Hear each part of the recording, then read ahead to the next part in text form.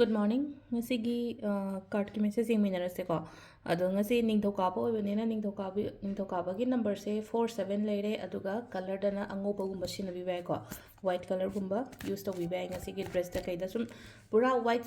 pura shade lot natraga sune. Ama khatang sum yahanbo do furit tani khangde phi dani khangde mai toraga. तो अहमबगी card की message येंगसे अदुगा timing अफबा सोय सम हाइजरागे को अदो ngaranggi kenogi ngasi tawgadaba ina ngarang haipet pudi haire ko adusu tawbiro ko ma'am ngaranggi video do ina high gram ne dugi potumadi ado sidagi 3 cards lawtose ko card number 1 2 3 ko ama choose tawse nutigi khanbaga mana haidi 1 2 or 3 sigi manu sida ko ahamba khanbanga yon yengase ko 1 se ko kitang sida lady se ko confident yam layo thau ngasi interview ja toine ko toine hara gari ko confident layo focus yam thamo ko mai pa kani ko hadi thabai khang cha kada ba lera gari ai keno ma cha toine hara gari ai na cha tori ba thabak to ai phangani ai ya gani haibagi confident yam na hai thaza ba thamo isa da ko ani shuba ko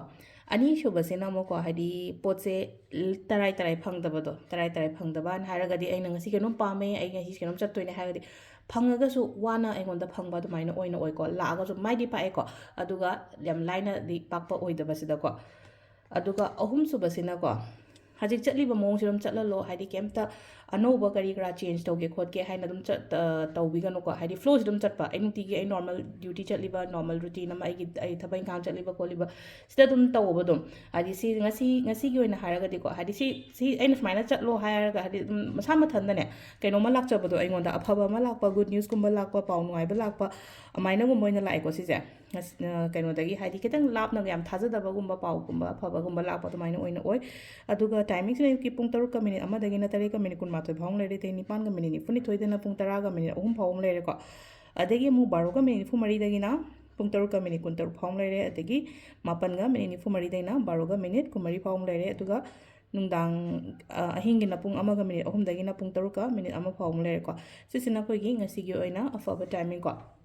ado card ki message sida lere ado tawgataba do hapetang ai hairam ge ko aina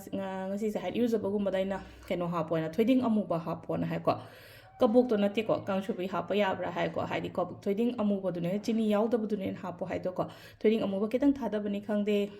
ganga jal leraga di leiba keno tawai ko ado sida mu haidi adune keno akoina meite merup ne du haidi sum akoi thamna badi yawni sum sengdokpagi oina ko